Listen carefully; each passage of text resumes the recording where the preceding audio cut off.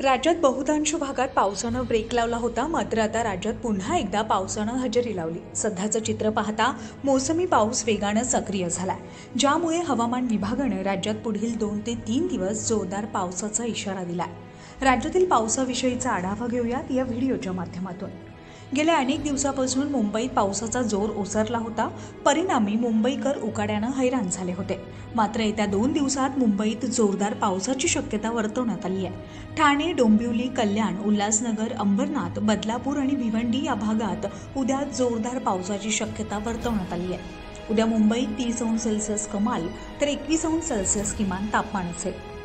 पुणे आणि परिसरात पुढील 3 दिवस आकाश सामान्यतः ढगाळ राहून हलक्या ते मध्यम स्वरूपाच्या 1 ते 2 सरी पडण्याची शक्यता आहे। उद्या घाट विभागामध्ये जोरदार पावसाची शक्यता आहे, त्यामुळं या ठिकाणी येलो अलर्ट देण्यात आला आहे। पुण्यासह कोल्हापूर, सातारा, सांगली या ठिकाणी देखील पावसाचा येलो अलर्ट देण्यात आला आहे। तर पुण्यात उद्या 29 अंश सेल्सिअस कमाल तर 20 अंश सेल्सिअस किमान तापमान असेल। विदर्भातील यवतमाळ, नागपूर, चंद्रपूर या जिल्ह्यांमध्ये मुसळधार पावसाची शक्यता आहे।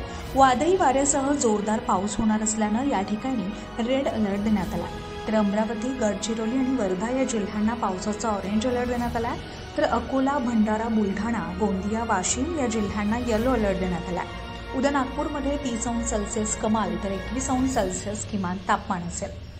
मराठवाड्यातील संभाजीनगर, जालना, परभणी, बीड, हिंगोली, लातूर, उस्मानाबाद या जिल्ह्यांना येलो अलर्ट देण्यात आला आहे। तर नांदेड जिल्ह्यात ऑरेंज अलर्ट देण्यात आला आहे। येत्या काही दिवसात मराठवाड्यात तुफान पावसाची शक्यता वर्तवण्यात येते।